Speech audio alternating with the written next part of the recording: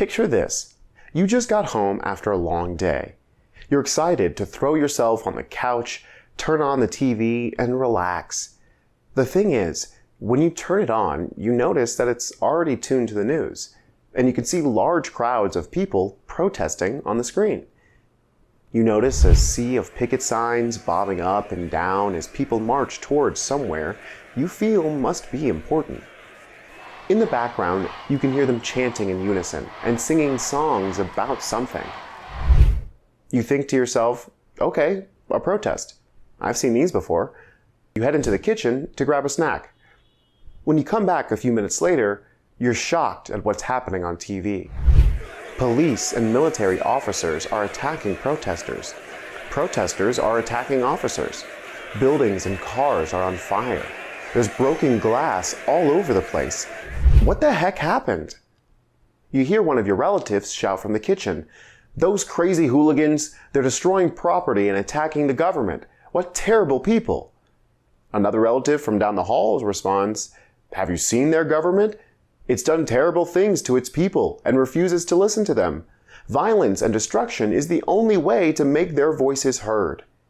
Who's right? As you might have guessed, it's complicated. Violence and destruction of property have been important elements of many revolutions and rebellions throughout history, and the United States has seen its fair share of both throughout its own. Today, we'll examine how a person's perspective of whether violence or destruction of property is justified can depend on a lot of different factors. Let's take a look at the questions that'll be guiding us today. What is moral relativism? What were some of the different reactions to the violence and methods used during Bacon's rebellion? What were some of the different reactions to the violence and methods used during the Harpers Ferry Raid? What were some of the different reactions to the violence and methods used during the Tulsa Massacre? And our lesson essential question: to what extent has the use of violence and damage to property as part of a protest, rebellion, or revolution been considered just or morally acceptable?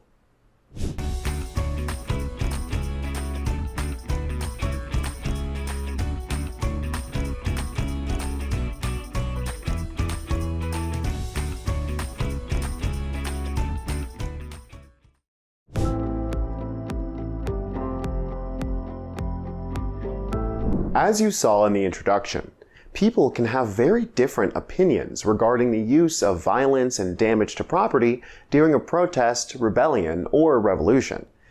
These differences in perspective serve as a useful example of moral relativism. What's that mean? Well, let's break it down. In our last lesson, you learned that morality is a set of subjective principles and values that help us decide what actions and behaviors are right and wrong. Okay, so what about relativism? Well, relativism basically suggests that there is no absolute truth or knowledge. Instead, truths, beliefs, and values can vary across different people, cultures, and historical contexts.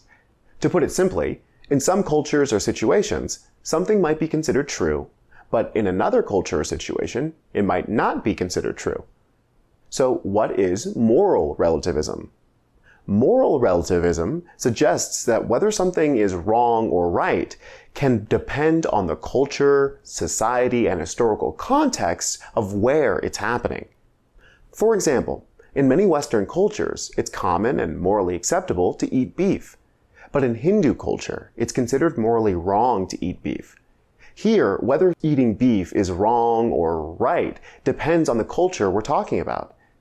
Similarly, some people might find the use of violence during a protest as perfectly acceptable in some contexts, while in others, someone might consider it terrible and unjust. This can also translate into laws. If we look at laws as one reflection of morality in a society, then one could argue that the idea of moral relativism applies to them as well. This means that what is considered legal in one society could be seen as illegal in another. This also means that something that people consider legal could also be considered morally wrong by others, and vice versa. So, to sum it up, What's good or bad or legal or illegal can depend on the culture, time, and place that we're talking about. These differences in perspectives can have real-life consequences. They can impact what punishments people may receive for certain actions or behaviors in a society, and how different individuals or groups of people are perceived by that same society. In the following case studies, we'll discuss a few instances where groups of people used violence and destruction of property to accomplish a goal. As we go through each case, we'll examine why these people used violence, how they used it, and how different communities reacted to the use of violence and destruction of property. But before we take a look at a few examples, let's review. What is moral relativism?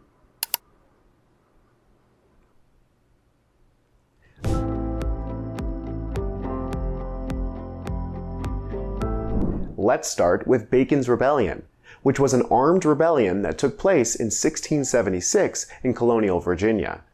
Make sure to follow along in your graphic organizer for this section. Frustration among the populace had been growing towards the colonial government. Many colonists wanted more political power, higher prices for their tobacco crops, and better protection against raids by indigenous tribes. So Nathaniel Bacon, a Virginia planter, assembled a diverse group of followers that included indentured servants, enslaved people, and other disenfranchised colonists. Armed with muskets and basic weapons, they began launching violent attacks on local indigenous tribes, in direct defiance of Governor Berkeley's peacekeeping policies. This violence escalated and spiraled into a rebellion against the colonial government, with Bacon's troops looting properties and burning down Jamestown. In the aftermath of the rebellion, reactions were indeed varied. While many wealthy landowners were alarmed by the rebellion, seeing it as chaotic and destructive, many underserved colonists saw Bacon as a champion fighting on the side of justice against an oppressive government. The rebellion led to a significant shift in the power balance, with more political power given to smaller landowners in an attempt to reduce tension and potential for future uprisings. This fear also led to several changes in colonial policy, such as the transition from indentured servitude to enslaved Africans as a main source of labor to mitigate potential uprisings. Before we move on, take a moment to complete this section in your graphic organizer.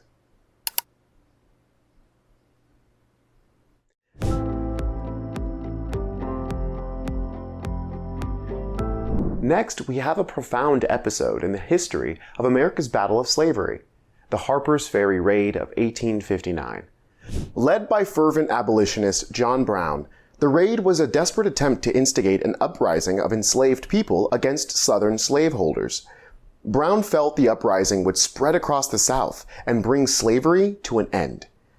Armed with pikes and rifles supplied by Northern abolitionist supporters, Brown and his men took hostages and seized the federal armory at Harpers Ferry, Virginia, barricading themselves inside with the hope of using the weapons to arm enslaved people.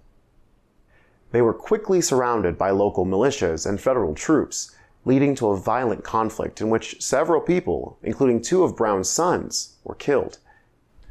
Reaction to this violent attempt at liberation varied immensely. Although many disagreed with his methods, many Northern abolitionists hailed Brown as a martyr for the anti-slavery cause, echoing his beliefs that the moral evil of slavery justified radical measures. However, in the South, Brown was vilified as a criminal, and his actions were seen as proof that the North was intent on destroying the Southern way of life, and not afraid to use violence to do so. Although his and his followers' efforts to eliminate slavery in the U.S. failed in the short term, it did contribute to the growing tension between the North and the South.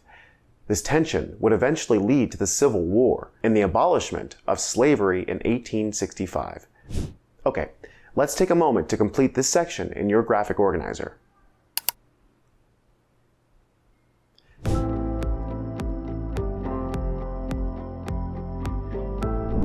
Next, we have the Tulsa Race Massacre, also known as the Tulsa Race Riot of 1921. That year, an affluent black community in the Greenwood district of Tulsa, Oklahoma, known as Black Wall Street, fell victim to one of the most horrific episodes of racial violence in American history. Triggered by an unproven allegation of assault by a black man on a white woman, a white mob descended on Greenwood. Over the span of 2 days, the mob unleashed unprecedented violence on the community. They engaged in shootouts, lit homes and buildings on fire, and used airplanes to drop explosives and firebombs on the community from above. The once prosperous black community was decimated, with hundreds of black people killed and thousands left homeless. Although today the massacre is recognized as a horrific and immoral act of unjust violence, at the time, much of Tulsa's white population tried to downplay its significance by claiming it was a necessary response to alleged crimes of the black community. Local newspapers also tried to downplay the atrocities by casting blame on the black residents of Greenwood, or by simply not reporting on it at all, as they found it difficult to rationalize the massacre of an entire community. In fact, it took several decades before the massacre received national attention and was acknowledged as a racially motivated attack. Today, reactions include remorse and calls for reparations for the victims' descendants.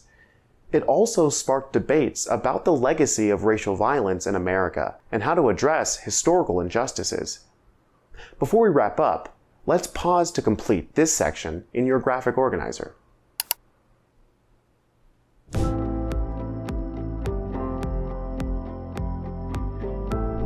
So, what do you think? Do you believe violence or destruction of property is just or morally acceptable? Some people in your life might push you to say yes. Some people might convince you to say no. Others might shrug their shoulders and tell you, well, it depends. Regardless, we hope you take some time to think about these kinds of tough questions and discuss them with people you care about and trust. Until next time, keep making history. Hey!